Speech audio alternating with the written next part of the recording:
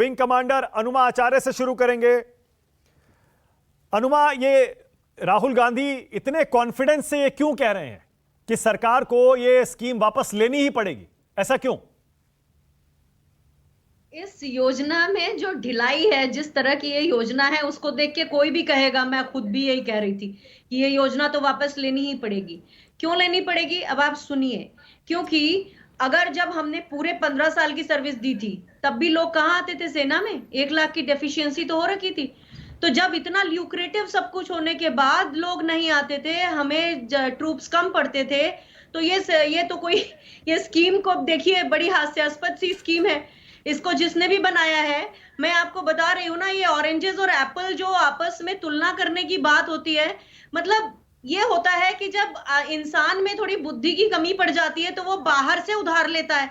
तो अपन ने इजराइल से उधार लेने की कोशिश की, सिंगापुर से उधार लेने की कोशिश की।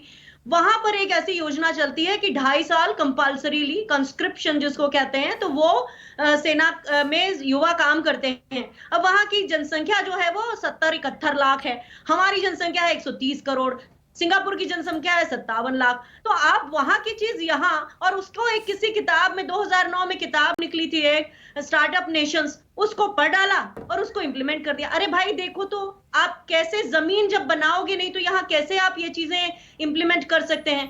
फिर उसके बाद इफेक्टिव अवेलेबिलिटी कहाँ है? 2 ही चीजें मैंने सुनी है लोगों से, एक तो कहते हैं पेंशन बिल कम हो जाएगा, और दूसरा कहते हैं कि सेना यंग हो जाएगी। और कॉम्बैट इफेक्टिवनेस की बात नहीं करेंगे आप? सारी सेना का मेन उद्देश्य क्या है? हमें कॉम्बैट इफेक्टिव रहना है। तो आप अगर जो लोगों को आप इतना, और एक ही अभी प्रेस विज्ञप्ति में तो था नहीं, पर बाद में मैंने सुना कि लोग कहते हैं यही एक स्कीम है, अंदर आने की पुरानी सारी रह गई। तो जो हमारे यहाँ फौज में, एयरफोर्स में एजुकेशन इंस्ट्रक्टर्स आते थे, क्या वो भी नहीं आएंगे? यही एक स्कीम चलेगी क्या? तो किसी तरह से विज्ञप्ति भी खुद ही जिसने बनाई है उसको ही साफ नहीं है। और एक बात बहुत जिम्मेदारी से, बहुत खास तौर पे बोलूंगी, कोविड के दौरान हमने एक वीडियो देखा था, किसी दूसरी कंट्री का था, आज मुझे नाम याद नहीं आ रहा है। जैसे ही किसी ने पॉलिटिकल बात शुरू की तो सेना के, नौसेना के वो अध्यक्ष थे उस कंट्री के, वो अपने मंच से उतर गए थे। और यहाँ हमारे तीनों सेना अध्यक्षों को पॉलिटिसाइज किया गया और उनके थ्रू एक ऐसी स्कीम के बारे में बात कराई गई। आप मुझे इस पर आपत्ति है। एक सेकंड अनुमा, मुझे इस पर आपत्ति है। मुझे नहीं लगता कि आपको इस तरह से तीनों सेना के प्रमुखों पर पॉलिटिसाइज हो जाने का आरोप लगाना चाहिए। सरकार कर रही है, आप जो मर्जी आरोप लगाइए, मुझे कोई दिक्कत नहीं है, लेकिन तीनों सेना प्रमुख पॉलिटिसाइज हो गए, मुझे इस पर आपत्ति है। बात सुनिए, आप मुझे मिसकोट नहीं करेंगे। मैंने कहा सेना अध्यक्षों को लाया गया, सेना अध्यक्षों को राजनीति नहीं कहा मैंने, सरकार ने राजनीतिकरण किया, ये बहुत साफ बोला है। तो आप इनको जबरदस्ती भ्रमित ना करें किसी को भी। सरकार ने किया है और आपने कहा कि वो हो गए। मैं ये कह रहा हूं सेना राजनीतिकरण हमारे यहां सेना का हो ही नहीं सकता, हम पाकिस्तान थोड़े हैं। देखिए, पाकिस्तान की बात नहीं है, राजनीतिकरण नहीं हो सकता। तो आप एक मेरा वीडियो देखिएगा, बड़ा वायरल हो रखा है, उसको आप देख लीजिएगा, आपको समझ में आ जाएगी बात, ठीक है ना?